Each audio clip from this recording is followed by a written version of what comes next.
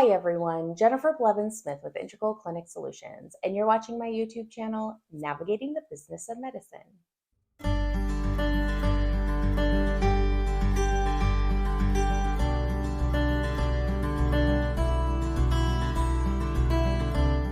Today we're going to talk about the April 1st, 2025 Medicare changes. A few years ago, Medicare started making changes to codes and things like that in April of every year. This isn't something that they have always done, but it's a more recent thing. They did make changes this year, April 1st, 2025. I am going to provide you with a list of the changes that they've made. I am not going to go into great detail about this.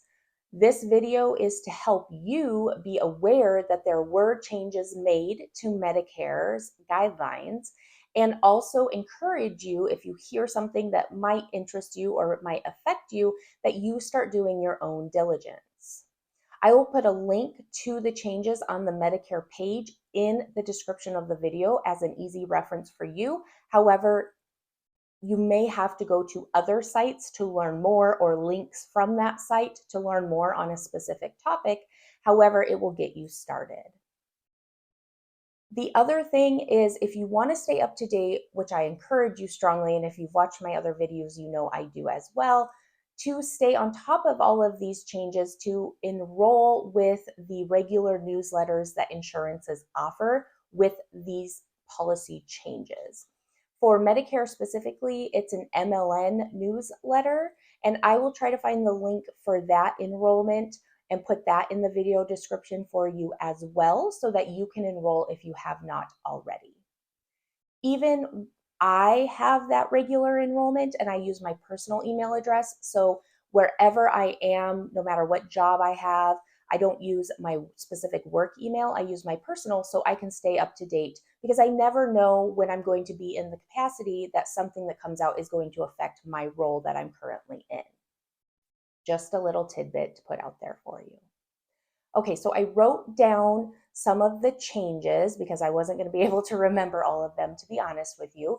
Again, short video, just an overview of some of the things that have changed, but you really need to go on and make sure that none of this affects your practice, your billing, your coding, your workflows, okay? So the first thing I want to talk about, they have 50 new procedure codes.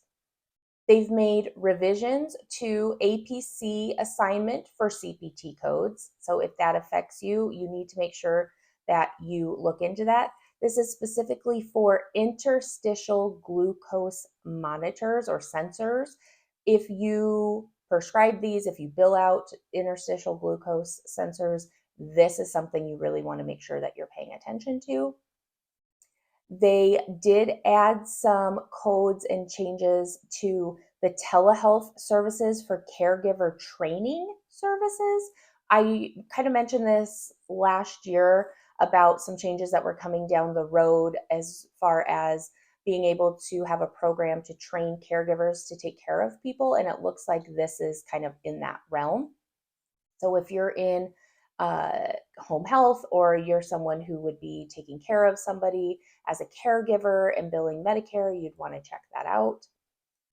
And you would want to make sure that if you're in home health, they've made some consolidated billing changes.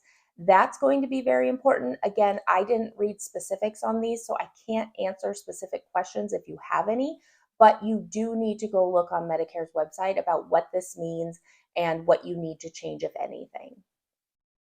And then the last thing I saw, that they did update some of the NDCs for acupuncture, photodynamic therapy, and other realms in that area, kind of like alternative treatments, I guess you could call it. But they changed some of their NDC policies. So you want to make sure that you are going to be following the new policies if you bill out these codes, making sure you have the right diagnosis codes associated, that you have any add-on codes that would need to be there, and modifiers, things like that. Those are so far what I've seen that have been changed or edited in the April 1st, 2025. We have had previous years where there have been a lot more changes, edits, deletions to codes, things like that. It looks like this year there's not that many. I think it's because we were all anticipating the Medicare telehealth guidelines to be changing as of April 1st. But as my past video I did a few weeks ago states, they push that out until September 30th is the last day of the current telehealth guidelines as they stand right now. October 1st would go into the new guidelines. We don't really know what those new guidelines are going to be yet. There's rumors that there could be some better permanent changes coming along instead of reverting back to the telehealth guidelines they were going to revert back to that were like pre-COVID era, with distant site, originating site responsibilities and recommendations, requirements, I should say.